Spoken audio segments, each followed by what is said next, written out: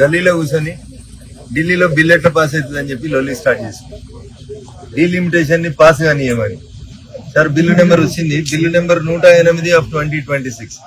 2 గంటల క్రితం భారత ప్రభుత్వం పార్లమెంట్ సభ్యులందరికీ కూడా సర్క్యులేట్ చేసింది.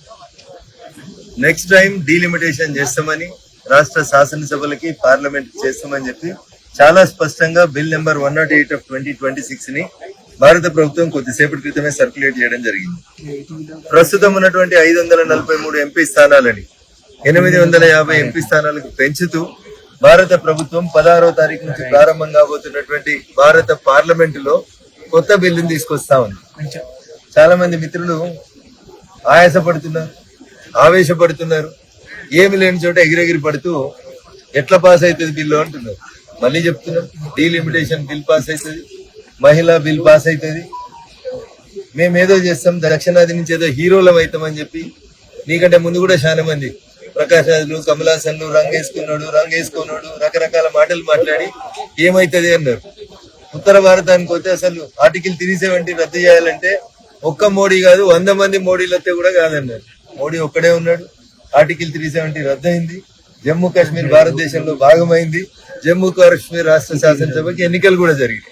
అట్లే నిన్న రోజు ప్రెస్ మీట్లు పెట్టి కాంగ్రెస్ పార్టీ ఆగమైపోయింది, ఇక భవిష్యత్తులో నేనే గొప్ప లీడర్ని అయితా, దానికి దక్షిణాది అని ఒక పేరును పెట్టుకుని బ్రాండ్ గా పోతామని చెప్పి పోతూ గతంలో ఉన్నటువంటి 10 ఏళ్లు పాలించిన ఆయన కూడా మోడీ గారిని గిట్ల తిట్టిండు.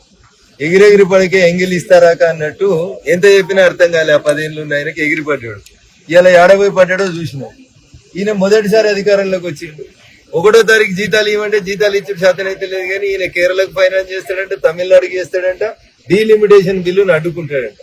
అన్న బిల్లు పంపించినాం, బాగా చదువు, ఎట్లా అడ్డుకుంటావో తెలుసుకో, ఇవాళతో రేపొత్తా ఢిల్లీకి రా, 19వ తారీఖు రోజు పాస్ అయిందనే వార్తకి అందరూ సపోర్ట్లు కొట్టుకొని మేము కూడా వచ్చి తెలంగాణలో స్వీట్లు పంచుతాం. కాబట్టి ఒక భారత ప్రభుత్వం అంబేద్కర్ గారి జయంతి సందర్భంగా ఒక బిల్లు తీసుకొని వచ్చింది. ఏమని, ప్రతి 20 సంవత్సరాలకు ఒకసారి ఈ దేశంలో పెరుగుతున్న జనాభాకు అనుగుణంగా డీలిమిటేషన్ కొనసాగించాలని బిఆర్ అంబేద్కర్ గారు చెప్పారు. మీ నాయకుడు రాహుల్ గాంధీ రోజు జేబులో రాజ్యాంగం పెట్టుకొని తిరుగుతాడు. ఎన్నడు చదివారో ఎన్నడు చదవలేదో నాకు తెలియదు. అంబేద్కర్ గారు అయితే చెప్పారు ప్రతి 20 ఏళ్లకు ఒకసారి డీలిమిటేషన్ చేయమన్నారు.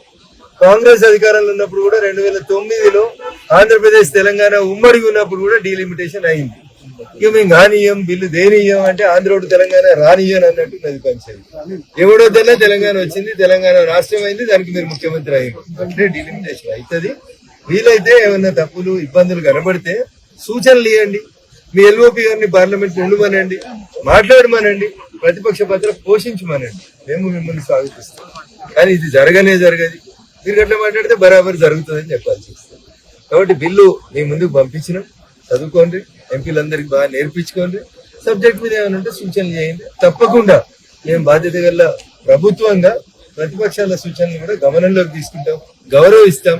కానీ గుడ్డిగా వ్యతిరేకించి జమ్మూ కాశ్మీర్ ఆగమైనట్టు మీరు కూడా ఆగం కావద్దు. ఇంతకుముందు ప్రభుత్వం లెక్క మీరు కూడా నోరు జారొద్దని ఈ రాష్ట్ర ముఖ్యమంత్రి గౌరవనీయులు రేవంత్ రెడ్డి గారికి సందర్భంగా నేను విజ్ఞప్తి చేస్తున్నాను. Thank you.